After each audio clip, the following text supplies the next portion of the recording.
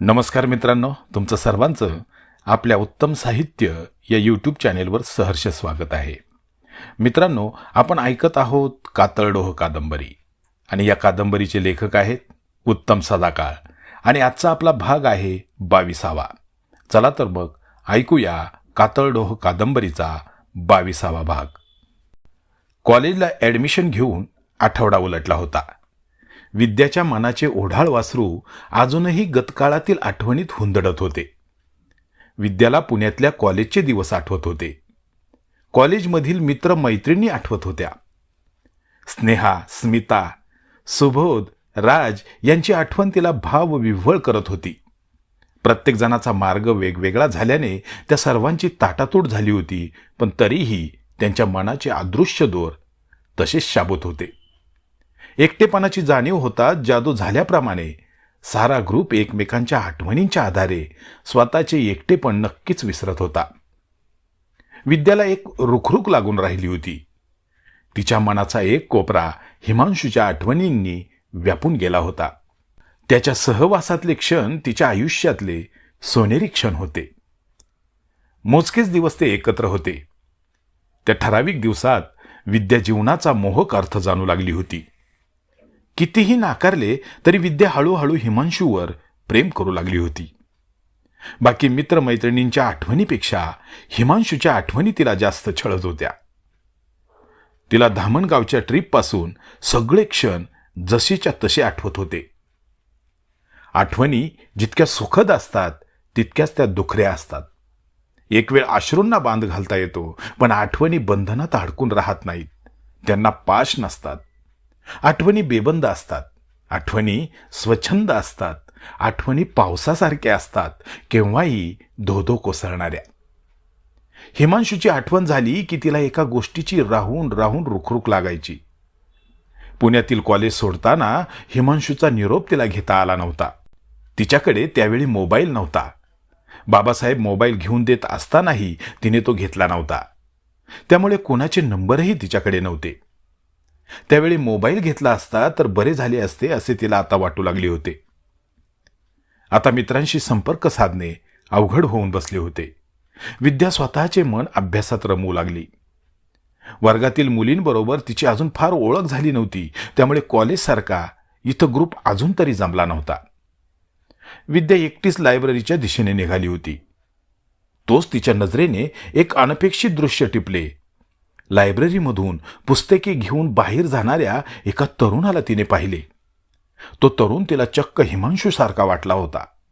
नवे नवे तो हिमांशूच होता असं तिचं मन तिला ओरडून सांगत होतं. हिमांशू, विद्या त्याला हाक मारत त्याच्याकडे धावली. विद्या त्याच्याजवळ पोचण्यापूर्वीच तो तरुण मुलांच्या घोळक्यात गायब झाला. विद्या बराच वेळ त्याला शोधत होती. त्याचा जराही थांगपत्ता लागेना तशी ती पुन्हा लायब्ररीत आली. मॅडम, आता काही वेळापूर्वी हिमांशू चटर्जी नावाच्या एका तरुणाने तुमच्याकडून काही पुस्तके नेलीत का? विद्याने लायब्ररीत असणाऱ्या क्लार्क महिलेला विचारले. तिने नापसंतीचा भाव आणून चेहरा विद्याकडे वळवत म्हटले, कशासाठी पाहिजे तुला ही माहिती? मॅडम, तो मला माझ्या ओळखीचा वाटला. म्हणजे तो हिमांशूच होता का याची मला खात्री करायची होती. तो म्हणजे कोण? आता इथून एक मुलगा पुस्तके घेऊन बाहेर गेला ना, त्याबद्दल बोलते मी. मला फक्त एवढंच सांगा, हिमांशू नावाच्या मुलाने पुस्तके नेलीत का? थांब, एक मिनिट थांब. त्या महिला लायब्ररियनने लेजर उघडले. त्यातील नोंदी पाहून ती म्हणाली, हो, हिमांशू चटर्जी नावाच्या मुलाने थोड्या वेळापूर्वीच इथून पुस्तके नेलीत. थँक्स मॅडम, असं म्हणत विद्या आनंदाने उड्या मारतच बाहेर पळाली. इथं भिवई IIT कॉलेजला हिमांशू असणे तिला एक आश्चर्यच वाटले. तिला आसमान ठेंगणे झाले होते.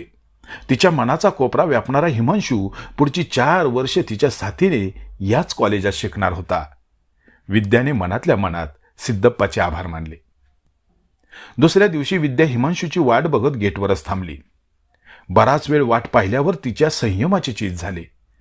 हिमांशू त्याच्या बाईकवरून आत येताना तिने पाहिला. हिमांशू, तिने त्याला साथ घातली. हिमांशूने चमकून तिच्याकडे पाहिले. त्याचे डोळे विस्फारले गेले आणि त्याच्या चेहऱ्यावर आश्चर्य अगदी ठासून भरले होते. तू आणि इथे? हिमांशू बाईक उभी करून उत्तरला. हो हो, मीच. अगं पण तू इथे कशी? कशी म्हणजे? माझे ॲडमिशन झाले या कॉलेजला. काय सांगतेस? खरं तेच सांगते. पण तू या कॉलेजला कसा?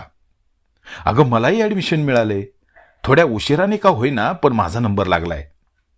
बरं झालं, कुणीतरी ओळखीचं आहे कॉलेजला. या गोष्टीनं मनाला खूप मोठा आधार मिळतो नाही? बरं ते राहू दे. तू कोणता अभ्यासक्रम निवडलास? मी मेकॅनिकल इंजिनिअरिंग. आणि तू? मी सुद्धा मेकॅनिकलच निवडलाय. वाव, म्हणजे आपण दोघे पुन्हा एकत्र येणार तर. हिमांशू अत्यानंदाने उद्गारला. त्याच्या नजरेत समाधानाची चमक होती. विद्यालाही मनातून असाच आनंद झाला होता. तो तिच्या डोळ्यातून चेहऱ्यावर ओसंडून वाहत होता. हिमांशूने गाडी पार्किंगमध्ये लावली. दोघेही लेक्चर रूमकडे निघून गेले. पुण्यातील कॉलेज सोडताना हिमांशूचा निरोप घेता आला नाही म्हणून खट्टू झालेली विद्या हिमांशू दिसतात तरारलेल्या वेलीसारखी नुसती सळसळत होती. दोघेही इंजिनिअरिंग करणार होते. दोघांचा मार्ग एक असणार होता. दोघांचे स्वप्न एक असणार होते. दोघांना असे एकत्र आणण्यामागे विधात्याचा काही हेतू तर नव्हता ना? कॉलेज नियमित सुरू झाले. हिमांशू बॉईज हॉस्टेलमध्ये होता तर विद्या लेडीज हॉस्टेलमध्ये. दोन्ही हॉस्टेल कॉलेजच्या कॅम्पसमध्येच होती. एकत्र शिकता शिकता दोघे सदोदित एकमेकांच्या जवळ राहू लागले. एकमेकांच्या आवडी निवडी सांभाळू लागले. दोघांमधील अनोळखीपणाची एक अनाम दरी बुजली गेली. दोघांची मने एक झाली. एकमेकाविषयीच्या भावना दोघांनाही समजत होत्या, पण त्या भावना उघडपणे कुणीच व्यक्त करत नव्हते. काही गोष्टी अशा असतात की त्या उघड न करता स्पष्ट होत असतात. दोघेही एकमेकात पूर्ण गुंतले आहेत हे समजूनही ते तसे दाखवत नव्हते. अशा संमिश्र भावभावनांच्या गदारोळातच कॉलेजचा अभ्यासही सुरू होता. वर्ष उलटले. अभियांत्रिकी महाविद्यालयातील 4 वर्षांपैकी पहिले वर्ष पार पडले. दोघांचेही सर्व विषय क्लिअर झाले. सुट्टीत गावी आल्यावर विद्याला पुन्हा लग्नाची मागणी येऊ लागली. विद्या या संकटांनी वैतागली. तिला एवढ्यात लग्न करायचे नव्हते आणि केले असते तर त्यासाठीचा युवराज तिच्या मनात पक्का झालेला होता. आणि तो युवराज होता हिमांशू. भैया देशमुखांनी पुन्हा बाबासाहेबांना विषय काढला होता. तेव्हा बाबासाहेबांनी त्यांना स्पष्ट सांगितले होते, भैया, विद्या काही एवढ्यात लग्नाला तयार नाही. कॉलेजची 4 वर्ष पूर्ण झाल्यावरच ती लग्न करणार आहे. आणि लग्न करताना तिची एक अट सुद्धा आहे. कोणती अट? भैया देशमुखांनी विचारले होते. ती इंजिनियर असणाऱ्या मुलाशीच लग्न करणार आहे. बाबासाहेबांनी सांगितलेली अट ऐकून भैया देशमुख निरुत्तर झाले. म्हणजे आम्हाला तुम्ही स्पष्ट नकार देताय असेच समजायचे ना आम्ही? तसं नाही भैया, पण मुलांच्या कलाने कधी कधी घ्यावे लागते. बाबासाहेब, एक स्पष्ट विचारले तर राग नाही ना येणार? नाही, बोल. तुम्ही म्हणताय इंजिनियर असणाऱ्या मुलाशीच विद्या लग्न करणार, पण असा इंजिनियर मुलगा आपल्या जातीत आहे का? नाही म्हणजे तुमच्या डोळ्यासमोर कुणी आहे का? नाही, असा कुणी मुलगा माझ्या नजरेसमोर तरी नाही. विद्याचे शिक्षण पुरे झाले म्हणजे ती इंजिनियर होणार, मग तिचा होणारा नवराही त्याच व्यवसायातील असावा हा तिचा अट्टहास मला तरी चुकीचा वाटत नाही. आता असा इंजिनियर मुलगा आपल्या जातीत मिळणे अवघड आहे हे जरी खरे असले ना, तरी अशक्य मात्र नक्कीच नाही. भैया देशमुख पराभूत मनाने पुन्हा एकदा बाहेर पडले. खरे तर ते खूप चिडले होते. 2 वेळा बाबासाहेबांनी त्यांना नकार घंटा ऐकवली होती. केवळ मधुकरच्या हट्टापायी ते बाबासाहेबांचा उंबरा झिजवत होते. मधुकर विद्यासाठी आसुसला होता. अगदी वेडापिसा झाला होता. नाराजीने काळवंडलेला चेहरा घेऊन भैया देशमुख घरात शिरले तेव्हाच त्याने ओळखले होते की काहीतरी बिनसले. तरीही उत्सुकतेने मधुकरने वडिलांना विचारले, काय झाले बाबा? भैया देशमुख गप्पच होते. त्यांनी त्याच्या प्रश्नाला उत्तर दिले नाही. बाबा, काय म्हणाले विद्याचे वडील? आणखी काय म्हणणार? तुला स्पष्ट नकार दिलाय त्यांनी. इंजिनियर जावई हवा आहे त्यांना. चिडचिड करत भैया देशमुख ओरडले. मधुकर शांतपणे बापाचे बोलणे ऐकत होता. भैया देशमुखांनी मधुकरला जे घडले ते सारे सविस्तरपणे सांगून टाकले. असं आहे काय? हरकत नाही, असं म्हणत मधुकर बाहेर निघून गेला. भैया त्याच्या पाठमोऱ्या आकृतीकडे नुसते बघत राहिले. ते मनात म्हणत होते, आजकालची ही मुलं ना म्हणजे एक अजब प्रकार आहे. त्यांचे वागणे, त्यांचे विचार फार समजण्या पलीकडचे आहेत. मधुकर त्या विद्यासाठी गुडघ्याला बाशिंग बांधून बसलाय आणि ते तर याच्याकडे ढुंकूनही बघायला तयार नाहीत. विद्यावर आलेल्या संकटाच्या वेळी मधुकरने स्वतःच्या आयुष्याचा विचार केला नाही. तो तिच्यासाठी प्रत्यक्ष मृत्यूशी टक्कर घ्यायला तयार झाला. आणि ते मात्र स्वतःच्या भवितव्याचा विचार करून मधुकरच्या आशा आकांक्षांचा, त्याच्या स्वप्नांचा चुराडा करून मोकळे झालेत. त्यांना उपकाराची जाणीवच राहिली नाही. जाऊ द्या, जे होईल ते बघू.